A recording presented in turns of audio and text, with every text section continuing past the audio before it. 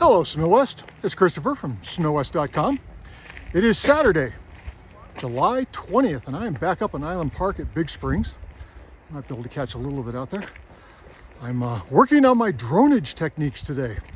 As I promised a few months ago, I was going to go out and get a drone and learn how to fly so that I could get some better pictures for you guys, aerial, showing what's actually going on here in the wintertime. But being that it's summer, I'm out walking and working on learning how to fly that drone. So I had a really interesting conversation today. And I came up with an unusual question that I want to pose to everybody who's going to take the time to watch this. What do you do when all of your sled partners are dead? Hell of a question. So on the way coming up here to Island Park today, I stopped at Burger King. And I was going to grab a burger and a drink before I came up here to shoot a bunch of video. And I sat down and there was a guy next to me who was 79 years old. He's a lifetime Idaho resident, farmer. And as we got to just casually talking, he had mentioned that he used to be a snowmobiler. But a few years ago, he had quit.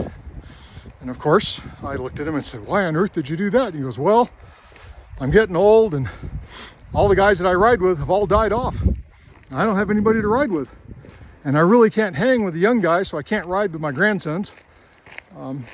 So I sold all my gear and I gave it up." And his wife was sitting there with him, and she looks over at me and she goes, "And you don't know how hard that was for him." And he looks at me and says, "Yeah, that was my absolute passion in life.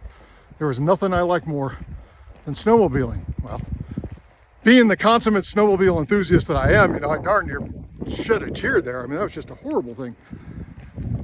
And we started talking about sledding and talking about technology and the changes in the sleds. And he was going on about how he just couldn't bring himself to ride trails. 79 years old, and he's hanging it up because he's a hardcore, dedicated mountain sledder. And doesn't want to ride by himself. That's Big Springs River behind me. The very upper reaches of the Henry's Fork. So gorgeous. Doesn't want to ride by himself, and I totally understand that. And feels that he's a burden when he rides with his grandkids, because he'll get stuck from from time to time. He's got what does he ride here? I think he said he had a 154 Polaris, maybe. So, a good solid mountain sled. And it just made me think, I mean, what a crazy position to be in, to have spent decades riding, decades loving our sport, and to arrive at the ripe old age of, 80 years old and not be able to ride because all the guys you used to ride with have all died. His buddies are dead. And it just made me think, I'm 61. I have some issues getting people to ride with. I ride with a lot of you guys, generally strangers, just find people and hook up with them and go ride when we're out on the mountain for the day, which for me is great. But I could imagine 20 years from now, when I hit 80 years old, who am I going to ride with? If there's any of you guys that are in your upper 70s, I'd be curious to know. I mean, is that an issue? Do you run out of people to ride with because you've just outlived everybody? Or is this guy, a total unicorn, and a one of a kind out there? And I don't know what the truth is. I really don't. I've never given something like this thought before. And I thought this would make for a heck of an interesting conversation with everybody on Snow West. While I'm out here just absolutely loving this. Today is gorgeous. Now, normally these little videos are snow reports, and I can report that there is no snow. The forecast says there will be no snow.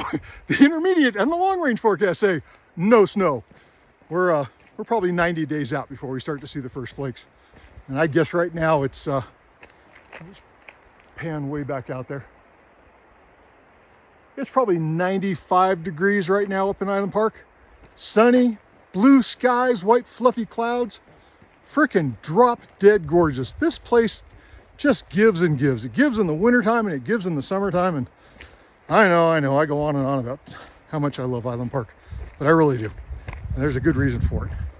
It is just such an incredibly drop dead gorgeous, beautiful place to live and to come and spend your time and vacations. And I try to get up here just as often as I can.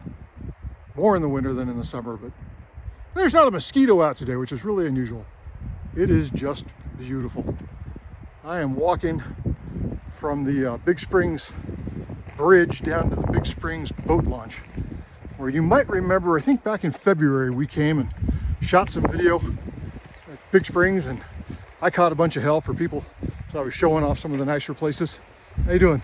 Fine, thanks. How are you? I'm good. All right. So I thought I'd walk back down there and get some more and show you the difference between summer and winter. Yeah, the difference in the seasons here, but just I want to know what you think. What would you do? What should I tell this guy? I mean, he's 80 years old and he wants to ride, but he's not terribly excited about trail riding. I don't think he's ever spent any time, and I know that out here, the general mental attitude is trail riding is evil. If you were to walk into our biggest dealers, I mean, the absolute largest snowmobile dealers here in Southeast Idaho, they have no trail sleds. Not one, zero.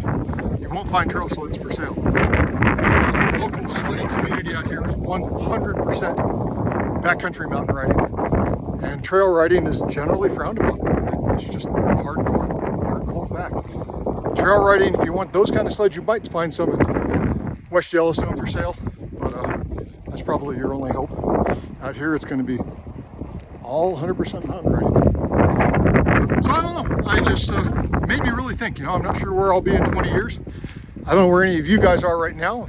If you have comments or thoughts, suggestions for this guy, what do you tell a guy who's 80 years old? How do you get him back into the sport?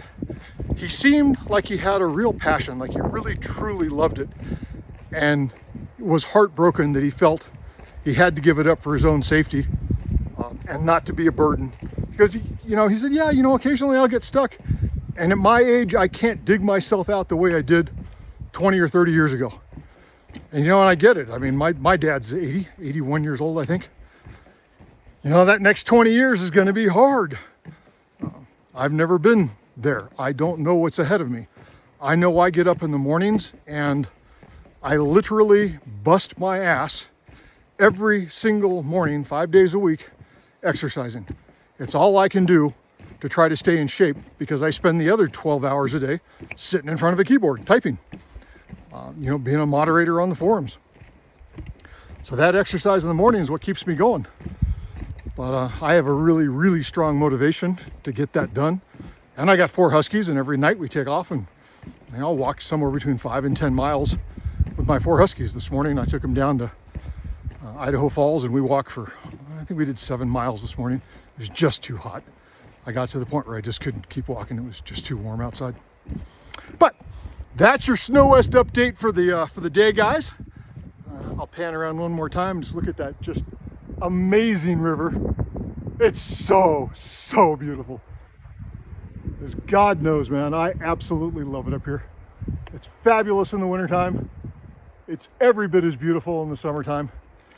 If you get a chance to come out in the summer, by all means come. You will not be disappointed. It's entirely different, even though it's exactly the same. Again, this is Christopher at snowwest.com. We'll see you online in the forums, guys. Have a great day.